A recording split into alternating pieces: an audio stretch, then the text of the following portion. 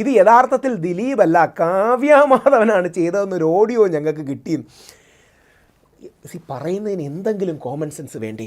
ദിലീപിൻ്റെ ആദ്യ ഭാര്യയുമായിട്ടുള്ള ബന്ധം തകർത്ത അതിജീവിതയ്ക്കെതിരെ ദിലീപ് കൊട്ടേഷൻ കൊടുത്തു. ഇതല്ലേ കേസ്? ആ ആദ്യ ഭാര്യയായിട്ടുള്ള ബന്ധം തകർന്നുകൊണ്ട് കല്യാണം കഴിക്കാനാണ് കാവ്യാമാധവൻ അവസരം കിട്ടിയത്. കാവ്യാമാധവൻ എന്തിനാ അതിജീവിതയോട് ദേഷ്യം? പറയുന്ന കാര്യം മിനിമം കോമൺ സെൻസ് കാണിക്കണ്ടേ?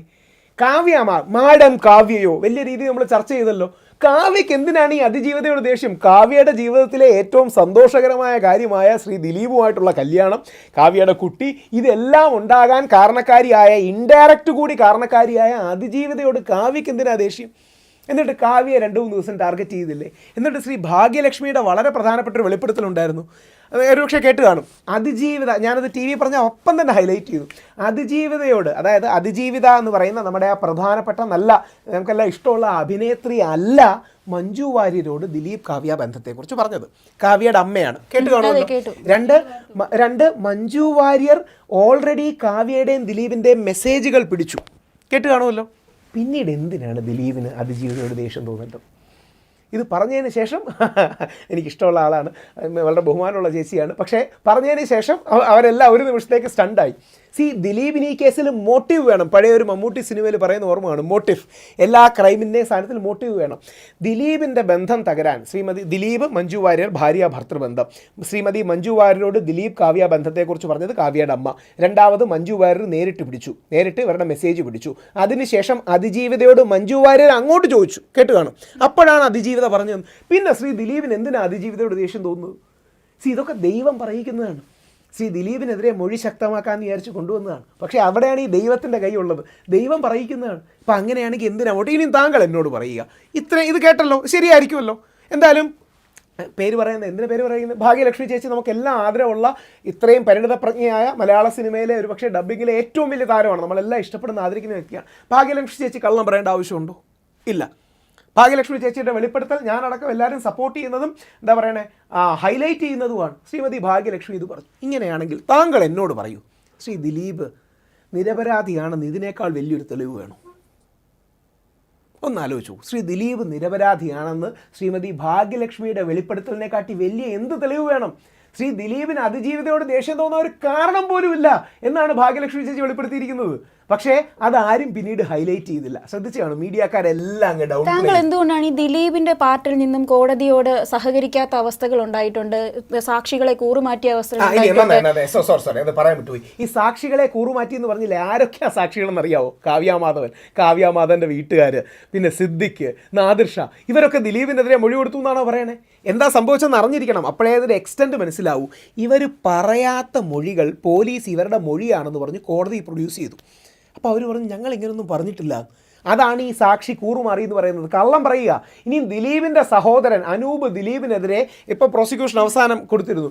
എന്തൊരു കള്ളമാണ് പറയുന്ന. കള്ളത്തിനൊരു മിനിമം ഉളുപ്പ് വേണ്ടേ?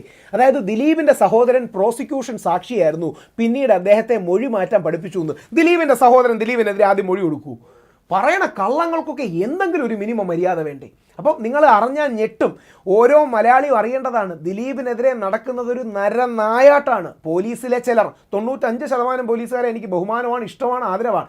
ദിലീപിനെതിരെ ഒരു കേസ് ഇല്ലാഞ്ഞിട്ട് എങ്ങനെങ്കിലും കൊടുക്കാൻ വേണ്ടിയുള്ള ഏറ്റവും മോശകരമായ വഴികളാണ് ദിലീപിനെതിരെ നടക്കുന്നത്. അതിൻ്റെ 2-3 സാഹചര്യ തെളിവാണ് ഞാൻ പറഞ്ഞത്.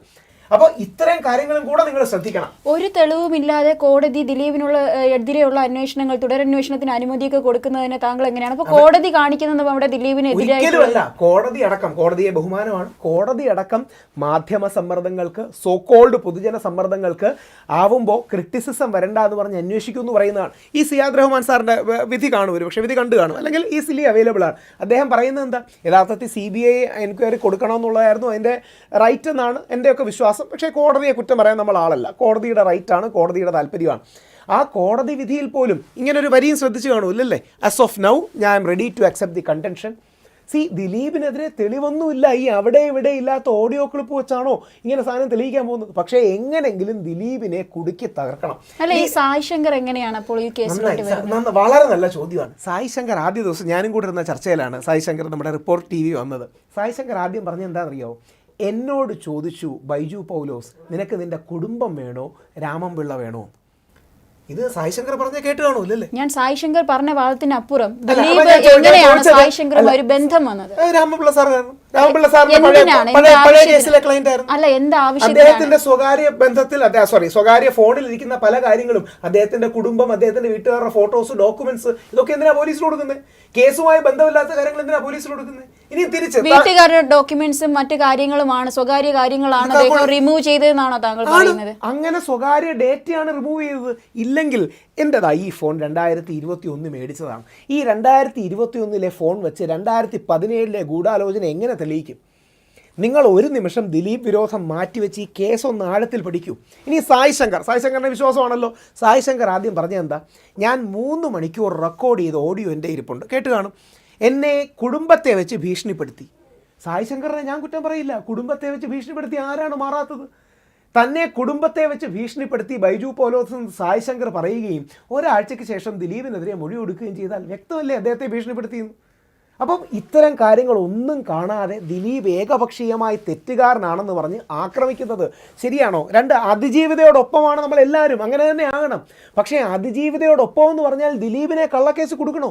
അതിജീവിതയെ യഥാർത്ഥത്തിൽ ദ്രോഹിച്ച പൾസർ സുനി അടക്കമുള്ള ക്രിമിനൽ ബാക്ക്ഗ്രൗണ്ടുള്ള ആൾക്കാരെ ശക്തമായി ശിക്ഷിക്കണം. മുമ്പ് പൾസർ സുനി നമ്മുടെ മേനക സുരേഷിനെ തട്ടിക്കൊണ്ടുപോകാനും സമാനമായ ഒരു കാര്യത്തിനും ശ്രമിച്ചതായി നമുക്ക് പത്രമാധ്യമങ്ങളിൽ നിന്ന് അറിയാം.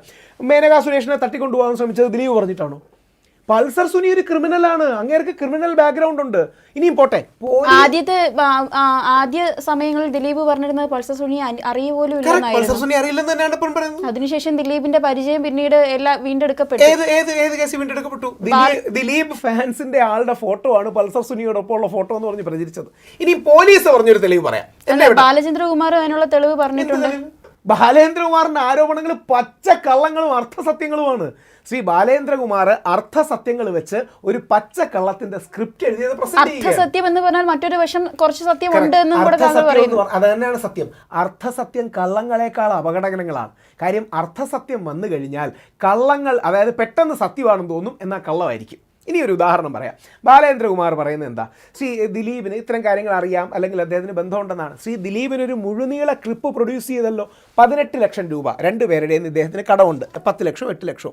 ആ കടം കൊടുത്തവരോട് ഇദ്ദേഹം കള്ളം പറയാൻ ശ്രീ ദിലീപിനോട് പറയണം നമ്മൾ സിനിമ ചെയ്യും എന്ന് പറയുകയാണ്. അദ്ദേഹം തന്നെ കേട്ട് കാണുമല്ലോ. ഇദ്ദേഹം മുഴുനീള ക്ലിപ്പായിട്ട് കൊടുത്തു. അപ്പം ശ്രീ ദിലീപ് പറയുന്നത് പറ്റില്ല, അപ്പം പ്രതികാരം ചെയ്തതാണെന്ന് വ്യക്തമായില്ലേ?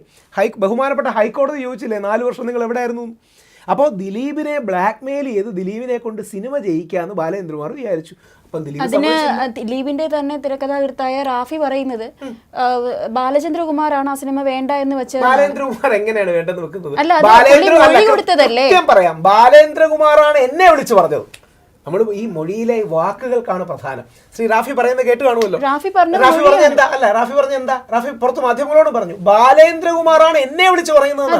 ബാലേന്ദ്രകുമാറാണ് ഇദ്ദേഹത്തെ വിളിച്ച് പറയുന്നതാണ്. സിനിമ വേണ്ട എന്ന് വയ്ക്കുന്ന കാര്യം ബാലചന്ദ്രകുമാറാണ് വിളിച്ച് പറയുന്നത്. ബാലേന്ദ്രകുമാറിന്റെ അവകാശവാദമാണ്.